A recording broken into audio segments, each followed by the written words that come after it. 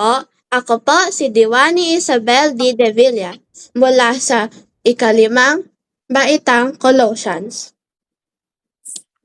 Ang panayam na ito ay isasagawa ko upang mas maunawaan ang karanasan ng isang Pilipino na nag-aral at nagtrabaho sa ibang bansa.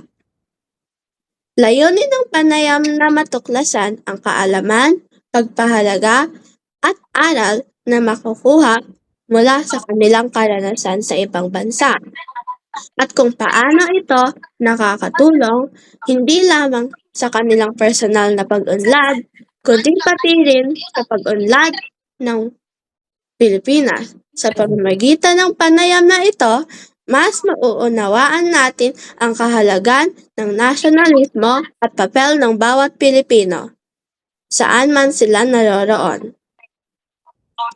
Akin pong sisimulan ang aking panayam kay Ginang Mesa.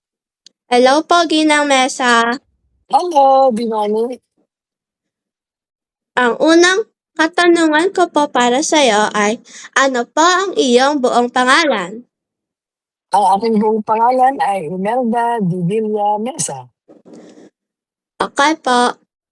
Ang ikalawang katanungan ko po ay, ilang taon ka na po? Ay, ang 57 years old na po ako. Okay, mabuti po. Ang pangatlong ko pong katanungan ay, saang bansa ka po nakatira ngayon?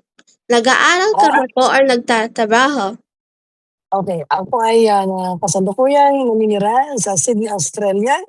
At ako ay nagtatrabaho at nag-aaral at the same time. Mabuti po. Ang ikaapat ko po na katanungan ay, ano po ang iyong trabaho sa Australia? Okay, ang trabaho ko sa Australia, ako ay isang full-time senior pastor. Okay po.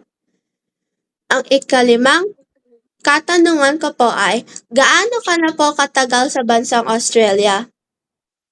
Ako ay umalis ng Pilipinas noong 1999.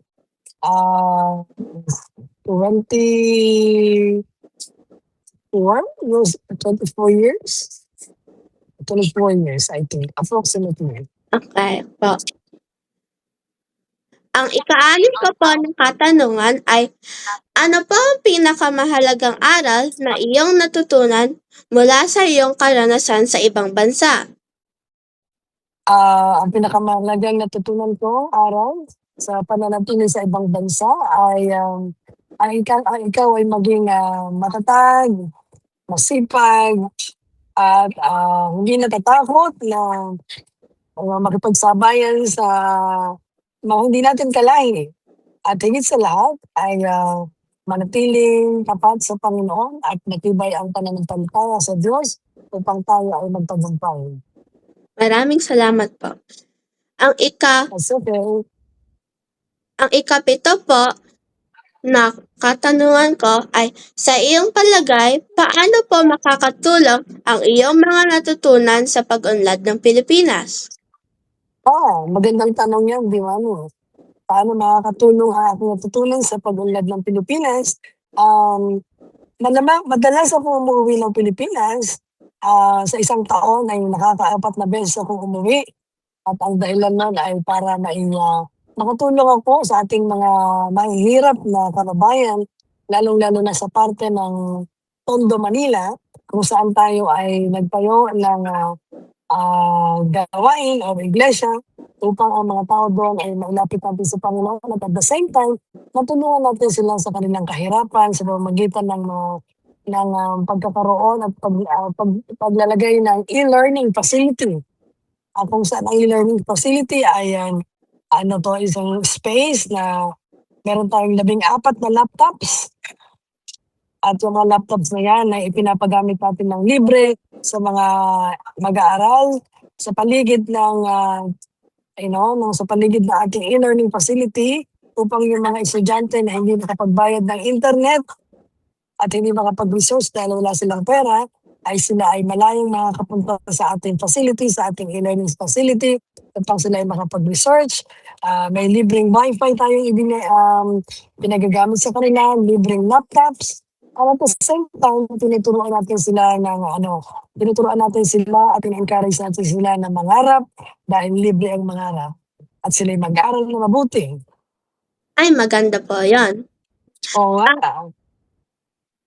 Ang huli ko pong itatanong sa'yo ay, ano po ang maipapayo ninyo sa mga kabataang Pilipino? Yeah.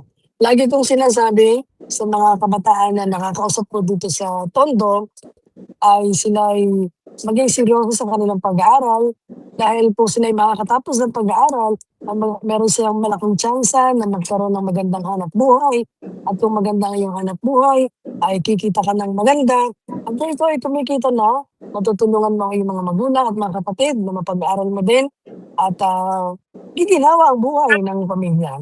Kaya lagi kong pinapayo sa mga kabataan na sila'y mag-aral, huwag silang magtakbo, huwag nilang sayangin ang kanilang kabataan, huwag nilang sayangin ang pag-aaral, sila'y mag-aral na mabuti, magkaroon ng matataas na grado, at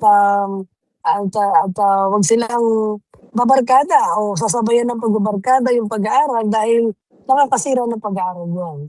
Kaya yun ang payo ko sa kanila parati, laging mangarap dahil libre naman ang mangarap at sa pangarap na yun ay mag-aral na mabuti. Ayun ang payo ko sa kanila. Maraming salamat po. No Meron po ba problem. pong idadagdag sa iyong mga sagot?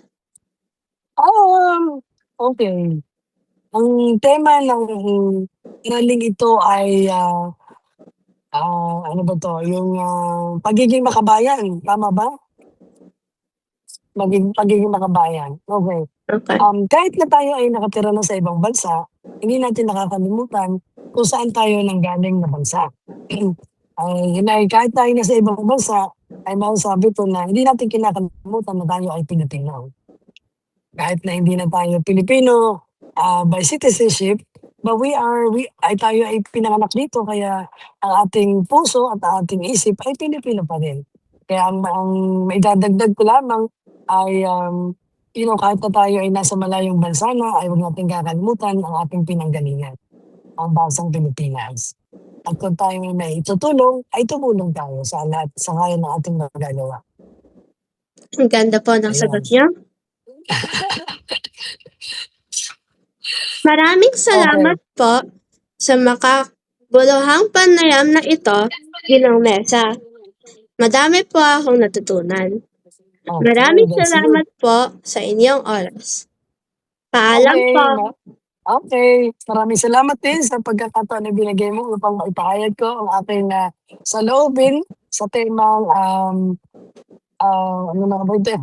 Sa temang, makabayan. Magandang gabi o magandang araw. Thank you po. Bye-bye. Bye!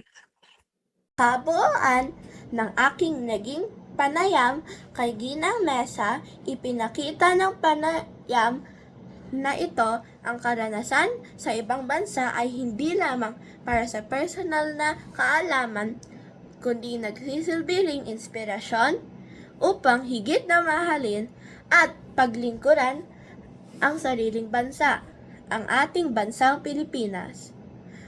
Sana ay marami kayong natutunan. Paalam!